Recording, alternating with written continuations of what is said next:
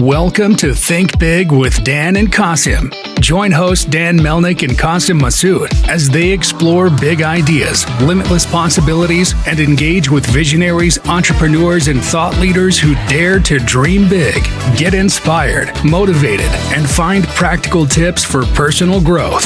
Think big, dream bigger, and ignite your potential. Welcome to Think Big with Dan and Qasim. If you want to go ahead and introduce yourself, tell us where you live and what you do. Thanks for having me, Dan. My name is Mahyar. I'm based in Washington, D.C., and I am a e-commerce founder that has turned into a 3PL owner-operator. Awesome. So I'm just curious about your background. Like, how did you kind of get started in e-commerce and entrepreneurship in the first place? I've been a serial entrepreneur for the last, I want to say 20 years, but I don't want to say I'm that old. But as far as I can remember, I've been chasing after, the business money, and it's so far has led me to online money, which is e-commerce. And I was working a corporate job, and I got to the point where I got tired of going in the office. I got tired of rushing through lunch and, some Saturday work here and there. So I was like, there has to be more to it than this. And if I was going to work this hard, I might as well work hard for myself. So during some lunch breaks, I went online and I went on YouTube and I started looking around ways to make some money. I had low startup capital, so I couldn't go spend $500,000 on a franchise. And I came across some YouTube channels that were talking about dropshipping. So I started studying that. And one of the first videos I saw was a guy who flipped, I think it was like 300,000 with Apple Watch bands. And I thought that was really fascinating. And the week after that, I just kept going after it. And then I decided, you know what, I need to set a date to quit and go all in on this. And yeah, I quit December 2019 and the rest is history. That led me here. Awesome. So I'm curious, like your first business was an e-commerce drop shipping business. Okay, no. So if you can just share about that. What was your first business? How did you kind of get to the e-commerce? I've had a couple businesses and like near the last recession, like 2008, 2009, I got into iPhone flipping. I had some classmates that were going and buying Wii's and flipping them, but that was such a short-lived, it's just a short product launch and it may go away after like 6 months or whatever. But I noticed that there was this cult following, which has consumed me as well with the whole Apple world. Back then it was just the iPhones was the heavy hitter and now is also the Macs. So I was going and purchasing those and reselling them off of Craigslist. And then I slowly got introduced to somebody who was buying in bulk from Craigslist and selling it to exporters. And then I got connected to a nationwide network of resellers. And then from there, I learned about exporting overseas. And we started buying from auctions direct from Verizon, GameStop. And then I had some buyers in like Dubai and other countries as well. But I went from that business because the margins started falling because there was a lot of competition. There was websites like sellpex.com where you could find these wholesalers. And I got into the service business. So I sort of converted an office I had into like an iPhone repair, iPad repair, and I saw the margins were incredible. You could get an iPad screen for like $7 from China and then charge like $129 to replace it. That's awesome. I guess from there, you were still kind of like working in corporate. And when you went full time in 2019, what was that business? Was that like the e-commerce drop shipping, or is that the 3PL? I guess like what did that kind of like evolve into? Which is kind of, what you're doing. Yeah. So I got into the dropshipping world. 3PL is pretty recent, by the way. But I got into the dropshipping world before I quit my job. But yeah, 2019, I went all in full time. And I was literally trying to find a product that hit the market and people wanted to get. And I had a supplier issue with that. And I realized that it would be so much better if I had a warehouse here so I could fulfill it much faster to our customers. Starting in December is, it's a Q4, so it's great, to see how the Christmas market is. But the bad news was Chinese New Year's was around the corner. So when orders were stacking up, I had a lot of delayed shipments. So yeah, that was the first hint, I guess, early 2020 that I should be looking into 3PLs and possibly starting my own. So I guess like what products were you and are you still selling online yourself? So I have a couple stores. So pet niche, I have some products like lint removers and stuff like that. I have a jewelry store as well. That one is, I can't name everything because at some point we got up to like 5,000 SKUs, but there's like probably 200 main ones. Just think of just typical fashion jewelry. And, that's really what made me look into the really moving forward to the next step with the 3PL was actually that brand. Besides that, I wanted to be immersed in the ecosystem. So I thought to myself, what better way than have a ads agency? Because now you get to, it sort of keeps you on your toes, but Now you get to see what creatives and what items are trending and be able to also look into the back end of the accounts and see, okay, this is where I should focus my spend. And you also get to see from a holistic perspective if the market is down or up. And when I said keeps you on your toes, it's in the sense that now you have all these other types of clients that you have to produce results for. So yeah, you learn with them and also you can take your expertise to them. So you have a 3PL and ads agency, and then you have your own brand as well. So you're doing all those things. Yeah. How do you kind of manage the time and balance, all these different companies? Good question.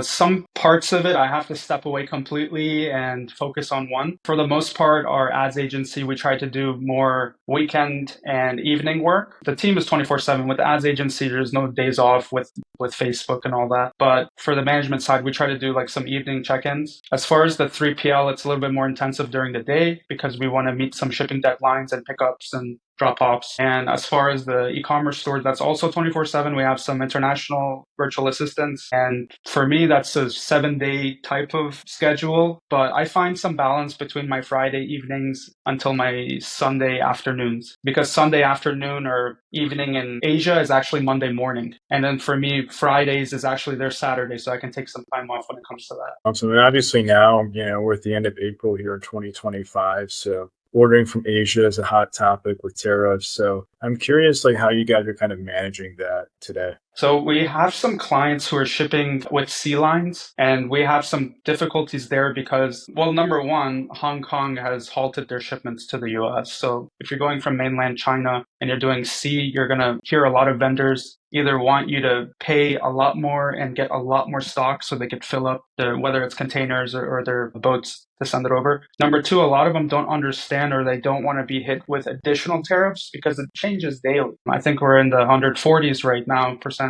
And then number three, there's a lot of talk about how bigger brands are shipping containers or pallets, hundreds, and storing them in bonded warehouses. So that's sort of a way to, I don't want to say get around the tariffs, but wait it out legally. So what would happen is, let's say you're Amazon and you have a big, order for microfiber towels. I'm just saying something off the top of my head. You may order a bunch of pallets, send it to a bonded warehouse where legally they can hold it with no additional tariffs on top. And then when you take out a pallet or 20 or 100 out of it, that's when you pay the tariffs, not when it's in storage. So if you import by May, take it out in June, and if it goes down in June, then you deal with. If it goes lower, hopefully you pay less. So buying at a warehouse, second thing, I was just curious, just for audience, even for myself, what exactly does that mean? If you can just explain that more, what that means and how it works. For the bonded warehouses? Yeah, exactly. So these are a little bit more rare. I've seen a lot more people who have let's say 50,000 square feet or 100,000 square feet sitting, or people who have lost some business because of clients pulling out and figuring out more domestic manufacturing processes. They're converting it to be bonded, which is a little bit more regulated. I don't operate a bonded warehouse, but it's something that I advise bigger brands to look into. But there's something that may apply to you, me, and some other of us. There's another, it's not necessarily an exemption, but it's a workaround for people who don't necessarily get 100% of their product from China. So don't quote me on this. This is not legal advice, but let's say that there's stuffing that you buy from stuffing as in a stuffing for a teddy bear or a toy or something from China, and you send that to Vietnam. And in Vietnam, you're also assembling the teddy bear in whole with the eyes and the tag and all that stuff. If it undergoes a total transformation or a substantial change, there's on trade.gov, you can see there's a little note there. If it meets the criteria, that you would be taxed the tariffs of that country that it's being exported from, as opposed to where it originated from. Yeah, because I was talking to somebody who does sourcing, and he was telling me that he's not even bothering with China now, but Vietnam is only 10%, so it's very manageable. Right. I had a gentleman who's been in supply chain for the past 25 years. He flew into DC about a month ago, and we were talking about, before the tariffs even got to the level it is now, of the future. And, he was essentially saying there's already talk in India and Vietnam, like you said, and these other Asian countries to manufacture and ship. And I asked him, you're also in China. Why don't you do a lot of your business in China? And he said, the misconception is China is the cheapest. It's not necessarily the cheapest when it comes to labor, but it is the most advanced when it comes to manufacturing. So the hurdle here would be, how can I get an advanced manufacturer in Vietnam or India to have the same QC or quality control for my products and have the, inventory management and be able to be as organized to ship it over to me promptly. Yeah, I mean, I think China has gotten to that level because they've been doing it for so long, to your point, and they have the infrastructure. They've worked, with massive brands who like often are making it in China. But yeah, I mean, I think that, exactly to your point, there's a lot of, other countries, Vietnam, India, even Bangladesh makes apparel. So it's like you're seeing a lot of these countries kind of coming into the picture where the tariffs aren't as high. But do you think that we're going to see more manufacturing here in the US, like, as a result, or no? Absolutely. I think there's going to be a bigger push.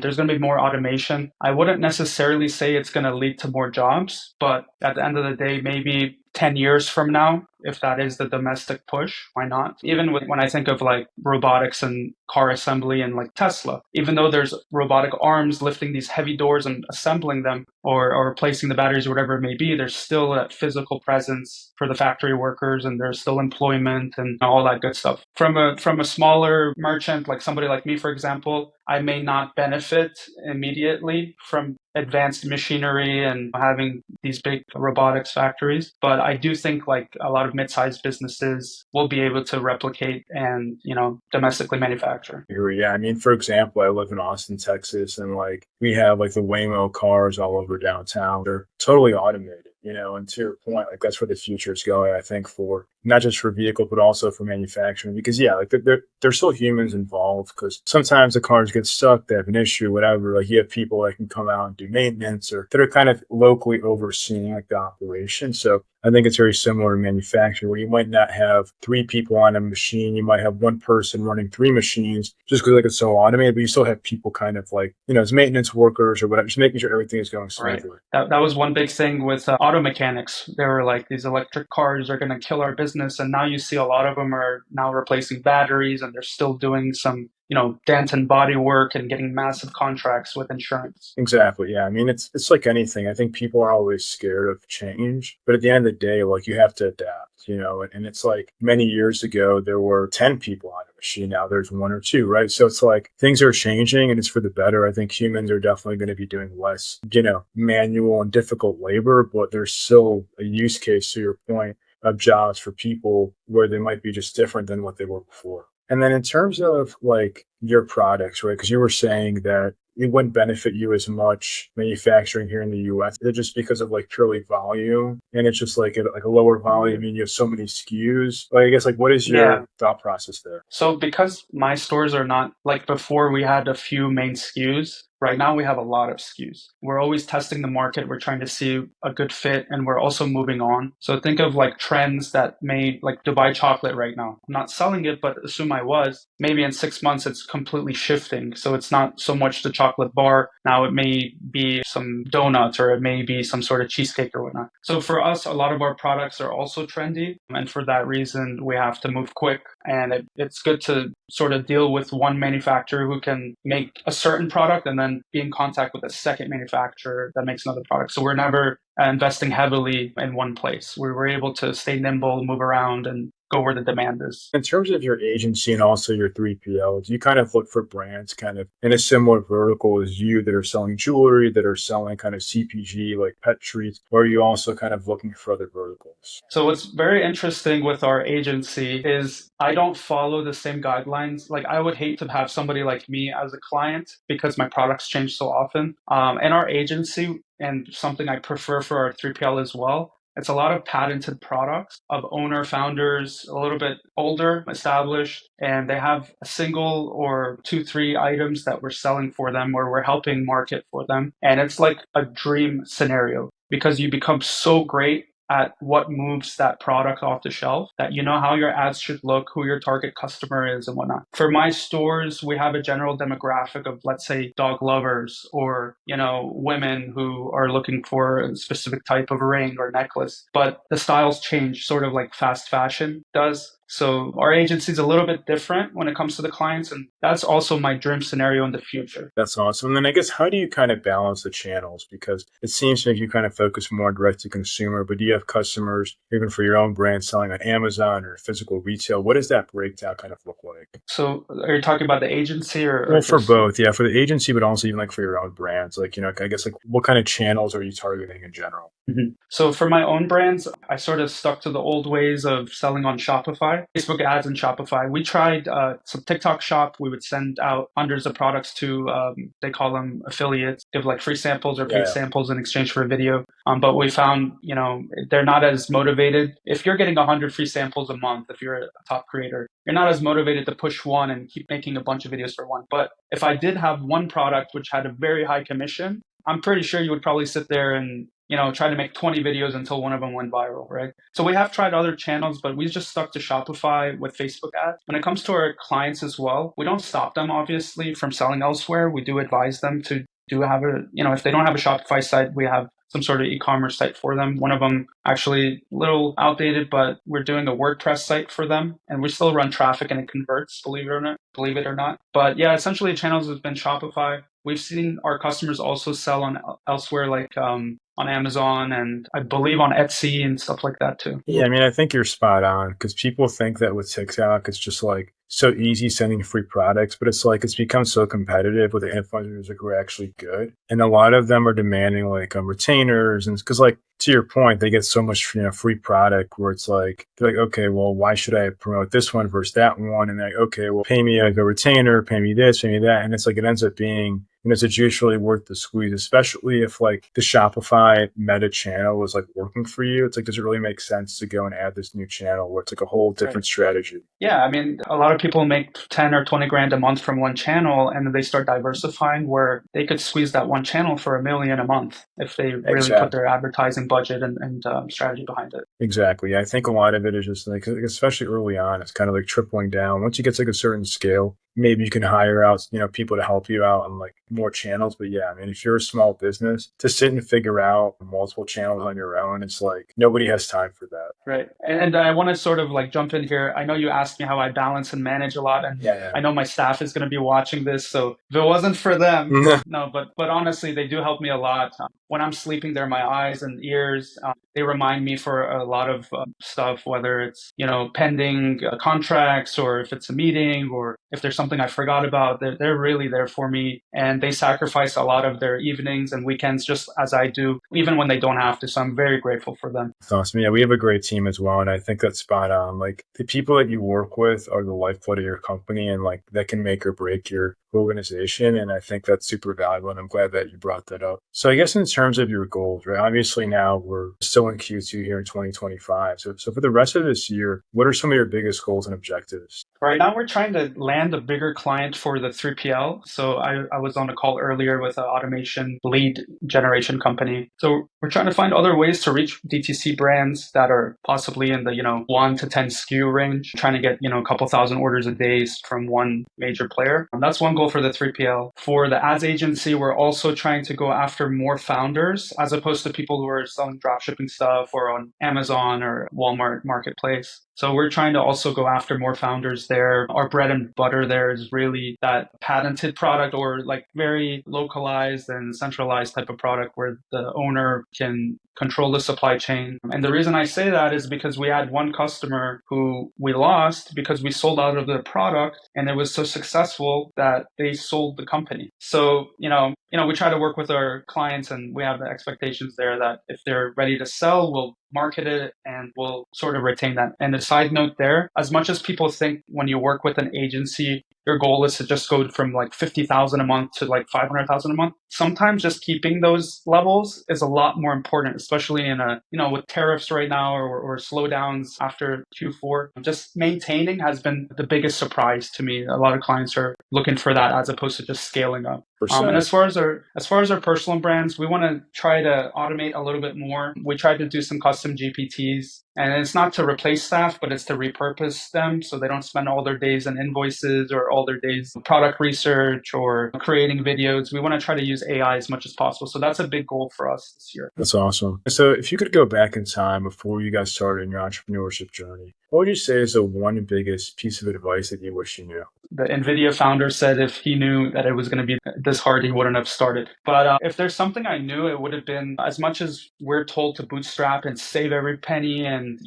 don't take outside funds. At the very beginning, as soon as I saw a little bit of success, I probably would have started fundraising. I have some great friends who have raised 7 figures and above, and they just hit the market running. The biggest example is Timu's entrance into the market and the dominance they had with the millions they spent on the Super Bowl ads and just the ability to go to #1 in the App Store. It's really with the funding behind it. And of course, there's, they had invested to get 10,000 vendors on board or whatnot. But for me, I think the biggest piece of advice is not necessarily save up the money, but it's more, as soon as you can prove the concept, just go straight after fundraising. That's a good idea, yeah, and that's very good advice. So if somebody watching this wanted to work with you, wanted to use your 3PL or use your services, do you mind sharing if you have like a website or email, best ways to get in contact? The best way for the 3PL is pickpackpanda.express. I think we have the .com and it may reroute, but pickpackpanda.express, not associated with Panda Express. So that's probably the best way to get in contact right there. So, well, I want to say it was a pleasure having you on, and thanks so much for your time today.